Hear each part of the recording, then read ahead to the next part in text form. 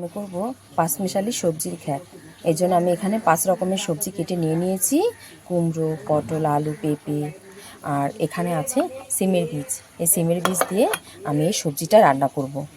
প্রথমে আমি সিমের বীজটা ভেজে নেব। দিয়ে দেবো একটু তেল। সিমের বীজগুলো এর মধ্যে দিয়ে দেবো।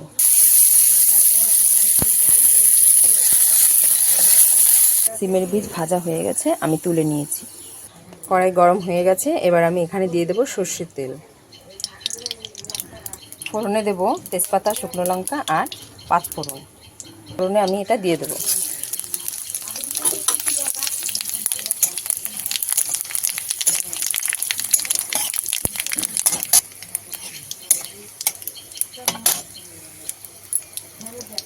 এবার আমি এই মশলাগুলো দিয়ে দেবো। এখানে জিরে, কাঁচা লঙ্কা আর আদা আছে, এই পেস্টটা আমি এর মধ্যে দিয়ে দেবো।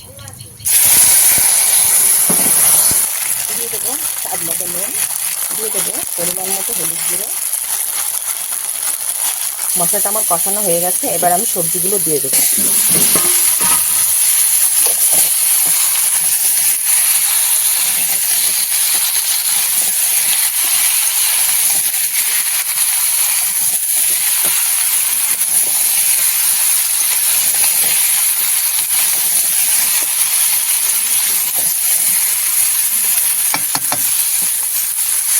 এর মধ্যে আমি সিমের যে বীজগুলো ভেজে রেখেছিলাম সেগুলো দিয়ে দেবো।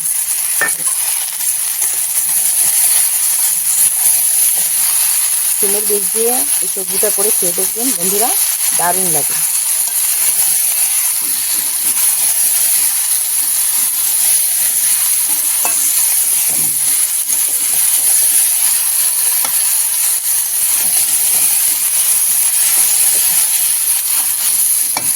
এবার এই সবজির মধ্যে আমি দিয়ে দেবো 1 বাটি জল। তারপরে আমি ঢেকে রান্না করব।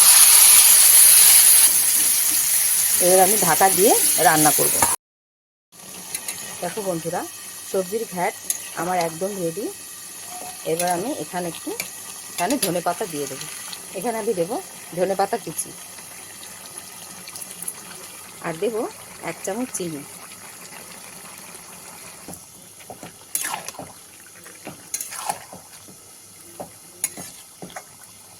সিমের বীজ দিয়ে সবজির ঘ্যাট আমার একদম রেডি। এবার আমি নামিয়ে নেব।